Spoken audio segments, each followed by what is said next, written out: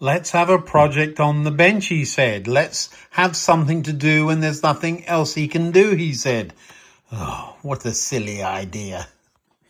Hello there. That DMU is not going to get a look in, is it, with everything else going on? The Viaduct, driving to and from work, I thought, you know what? Let's do that right, because I don't like the way the arches get so close to the track bed. Bricks aren't going to hold that rail up at that point. We're going to need something along the side.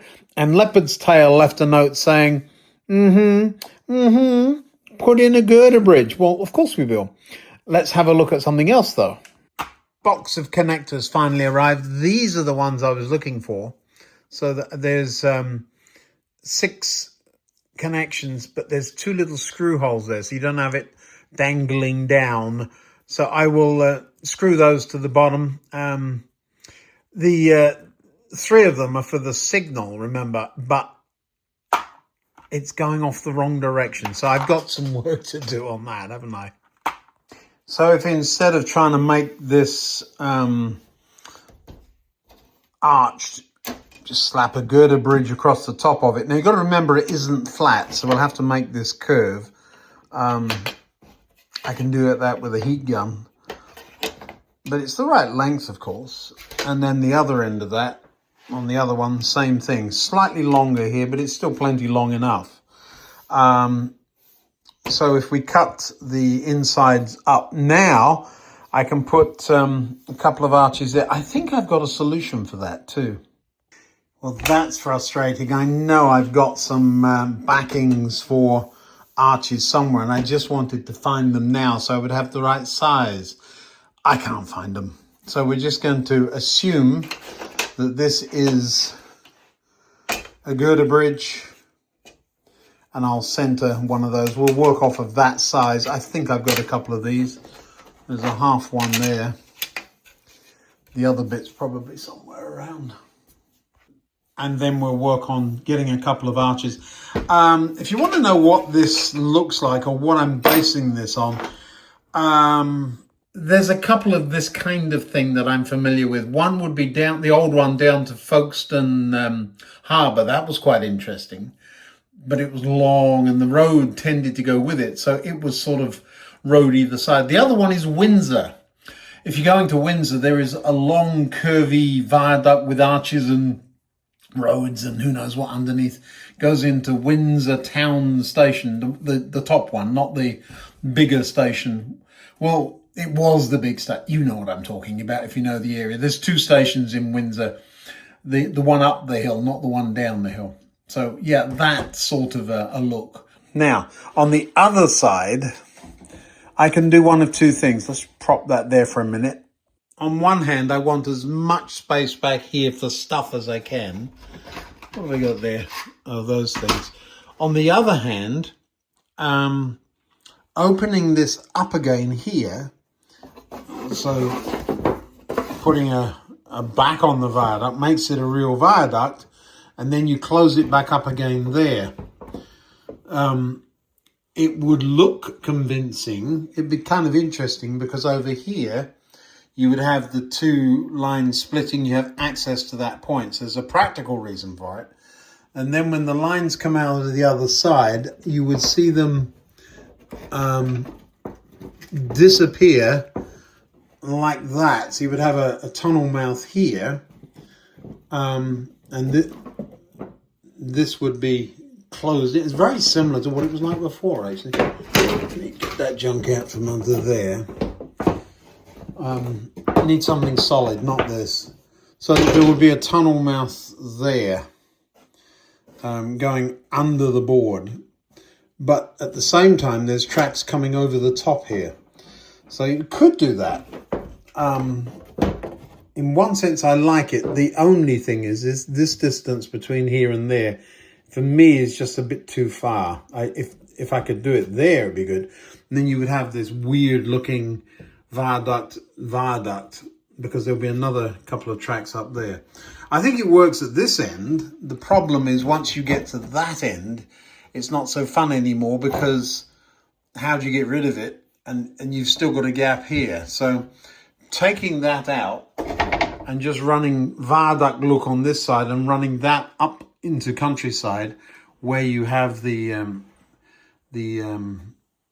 tail end of the goods yard looking like it's on ground, and then these would be in tunnels. So the entrance to the tunnel here, you then forget about the tracks that are there, but they emerge there. The only downside of that is this point here is completely underneath everything. So I can still get at it there, look, see? But it's tighter. But yeah, I think we're on to something. We can put on this side these things here. So not there, it's here, isn't it? Curving around.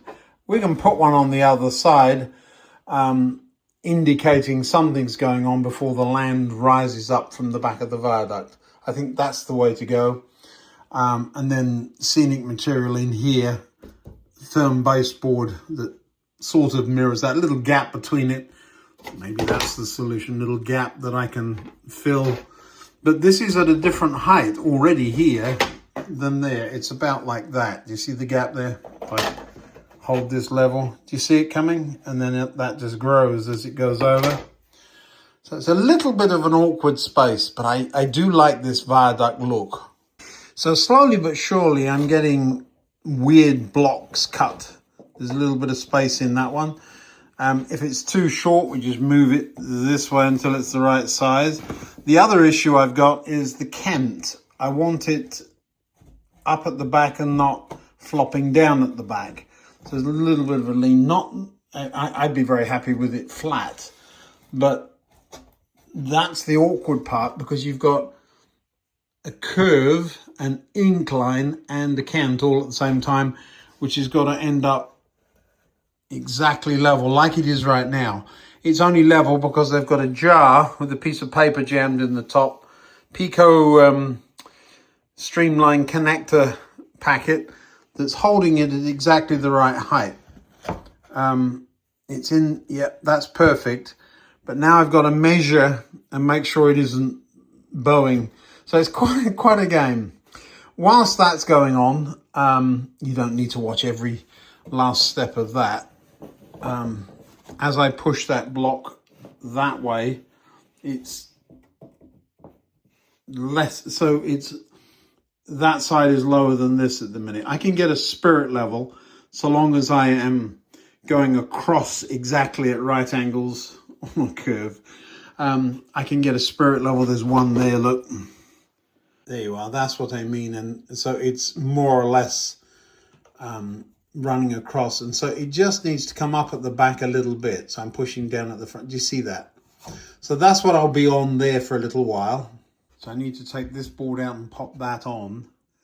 Also need to get that signal mounted and wired. So that'll be interesting. So much to do. I've been home about 20 minutes and already got 3 jobs going. Ooh. So one of these signals does go over there.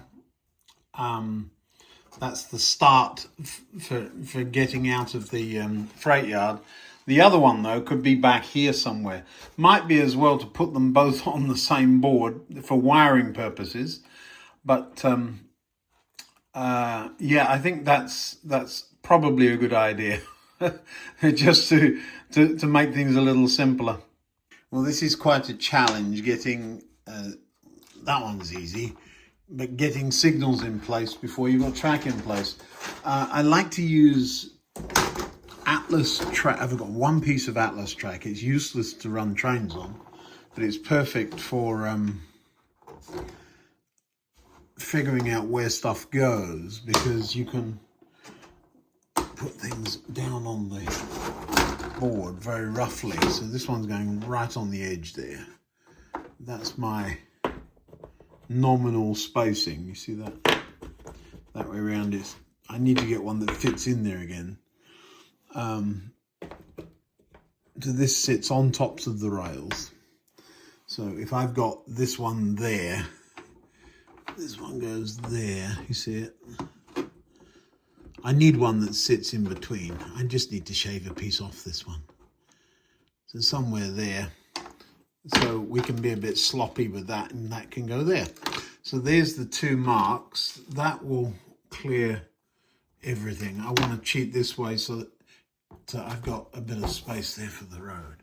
So we know where that goes. We can take the truck off. I've realized too that it's funny how you measure things and then you realize you might not have measured so well. I've got to get that track around here. That's going to be, we may be back to, look at that. I've still got to get another one there too. I need to mark these out, but you can stay over there. For now, I've got to get these wires in and that way up, and these signals in. Signals in before the track's laid. Whatever next. Okay, down, out you come. Leave you up there. Yeah, it's still a bit waxy still. Good. And that just pops out. Look at that. Up you come. For a moment I thought it had curved. It hasn't. Woohoo! It did look like it though, I will say. So anywhere in that back corner we've got place to drop cables down. There's nothing there. So that corner is where we want to be. That's this corner here. So we need to tie these into that. I'm just looking for a couple of screws that would work to hold this to the baseboard. Oh yeah, there's a couple. That one's fine. Look, the only other one I found doesn't have a slot. Only got a bit of a slot. That's no good. You can't make it up some days. Well, there we go. I've got it nice and secure there. DCC plus and minus, 9 volts plus and minus. I know DCC doesn't have a plus and minus, but we have to label it so that we get them all the same way round. Now these, the yellow one is the signal, goes off to the switch that makes the signals change and then sends DC back down one or other of the cables. Now we need to know which one, which way round it is so that we get the lights to light. Well, it turns out that the resistor is in the positive leg, even though there's a red. Well, the red is the negative, but it's the red light, and then the green is the negative for the green light. The yellow and red, sorry, the red and the green to the red and the green. I could do that. Then I would need to put the yellow to the negative over here, which is what I will do. And then I've got to get the other one the other way round. So the other light, where is it gone? Here it is. Will go red to green, green to red. So I need to get these signals in.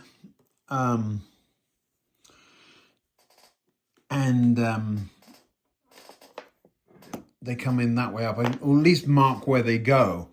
I can then run wires from here to where they are. There's not very much to play with, so we're going to have to do some cleverness with that. Not sure how we're going to do it. I don't really want to end up with a great big connector block stuck underneath or anything like that.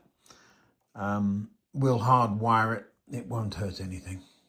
I will say it does feel weird putting these here before there's even a track there. But that's what you have to do sometimes. We may have to move them. What's the worst that can happen? Just saying. I did put a daub of glue underneath them. I'll let that set before I flip it back over. There were a couple of comments about it does matter which way round these switches work. I beg to differ. So here's the main line coming this way. So if a train coming that way, it's coming that way, it absolutely doesn't matter whether this is there or there. So that switchy part thingy doesn't matter whether it's not in the right place for some reason right now. But it doesn't, I think I've got the spike sticking in the cushion that it's resting on. So a train coming this way is completely unaffected, or going that way is completely unaffected by where this is, because it's over here, or where this is. The only thing that does is affects whether this goes from there to there or from there to there, if you see what I mean. So that point there cannot derail a train coming this way, if you see what I mean. And now a double switch, double slip does have some different characteristics. Now this one can. So if this one here is this, what's going on here? I need to get this off that cushion because the things are in the wrong place. But if this one's the wrong place, yes, a train coming that way can derail it. But that's why we've got signals. Now, it might seem that the electronic spider's busy doing his thing here, but all we've got to do is join the resistor wires together. The red of this one to the green of that one, the green of that one to the red of that one, red and green together. And then, well, green to one and red to the other. Then a wire from here to where the yellow one goes. So it really isn't a lot. I think we can manage that. I was just quickly confirming that indeed the resistors do go to positive. And so we'll need to make sure we get that the right way around. It would be easy to get that wrong because of the color coding, but we're not going to look at that. Now, I know you've got one of those junk drawers the same as I do, but I cannot find what I'm looking for tonight. I found all kinds of other lovely things, including things I've just ordered. You know how that goes. But here's what I was up to. I absolutely do not like that solder tag strip, but I know I've got some somewhere, and I was just going to put a piece underneath that nut there so I could solder these wires to it rather than use glue or something, but I can't find it. Oh well. Now all the way out here, there really isn't much of an anchor point. I don't want to go through the board, so we're going to just keep those relatively tight and cable tie them to this or something like that. We'll figure it out, but these are stiff here, so if I can keep them reasonably short, we'll be all right. Got a bit of heat shrink tubing kicking around here. We'll slide that on first. I did get a piece for the yellow. Where's it gone? There it is. Just to keep them out of the way. So that's what I'm up to. So I've got the point motors hooked up to DCC. There is no track DCC there. It's the same thing. It's just not, it's not going to be coming from there. I don't really want to run it through a connector, so we'll feed it from the top.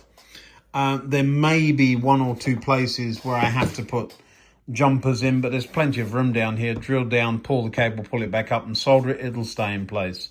What I've done here, folded the, although they were well clear, it's just nicer if they're flat, so I've put a bit of glue under them, under the cable that comes through.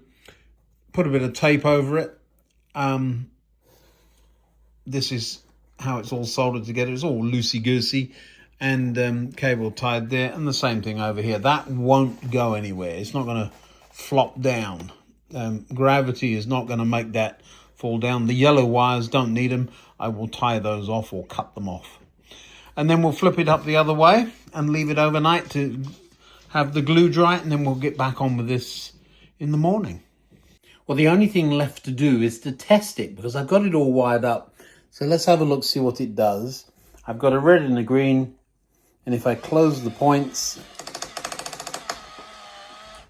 and if I go back the other way, so that bit works. Unfortunately, I believe, let me see here, just checking. Yeah, I've got the, this one should be red and this one should be green. So I've just got to reverse those two wires. I'll have a look and we'll come back after I've done that and see. So the solution will just be to reverse that red and the green there. So let me just do that. Oh, nearly knocked the camera over.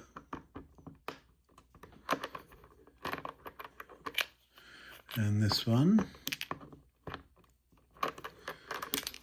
There might be some final point motor adjustments to make at the end as well, but we'll get to that when the board is actually up the other way again. Test setup puts the crocodile clips across the rails. That comes down, goes to the socket under the board. I've got a red-green signal that's attached to a 9-volt battery, so it's all very Heath Robinson. But if I change the point,